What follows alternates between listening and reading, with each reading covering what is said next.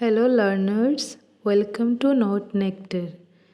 Many students think that Indian history is very difficult.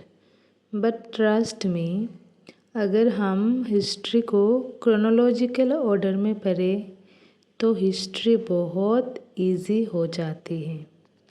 So today we will learn the complete timeline of Indian history.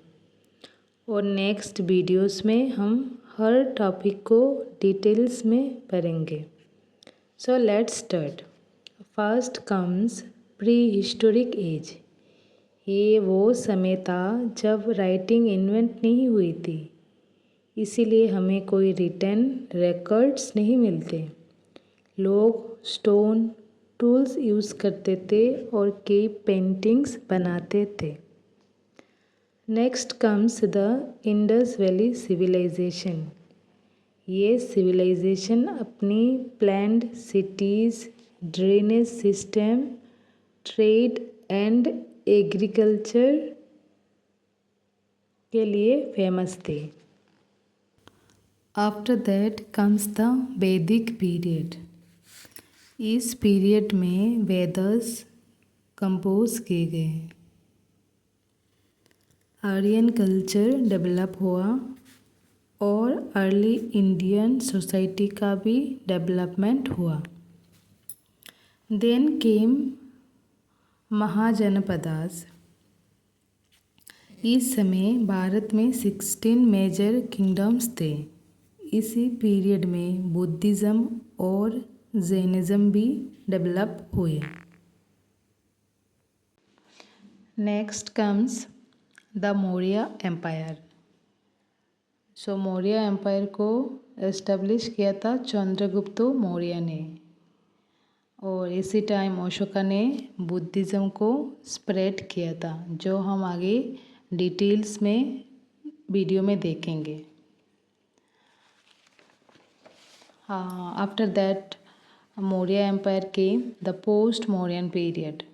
इस period में शुंगास, कानवास, कुशानास और सातवाहना जैसे dynasty ने भारत के different parts पर rule किया. After that came the Gupta empire, which is known as the golden age of India. Science, mathematics, art और literature में बहुत प्रोग्रेस हुई थी उस time. Then came early medieval India. जहाँ डिफरेंट रीजनल किंगडम्स ने रूल किया था. चोलास, पालास जैसे कि रूलर्स ने रूल किया था, और इसी समय टेम्पल्स का भी ग्रोथ हुआ था in culture. So after that came the Delhi सल्तनत. एक्चुअली इस पीरियड में मुस्लिम रूलर्स ने नॉर्थ इंडिया के कई पार्ट्स पर रूल किया, और इंडो इस्लामिक कल्चर का भी डेवलपमेंट हुआ था दिल्ली सल्तनत के टाइम पे.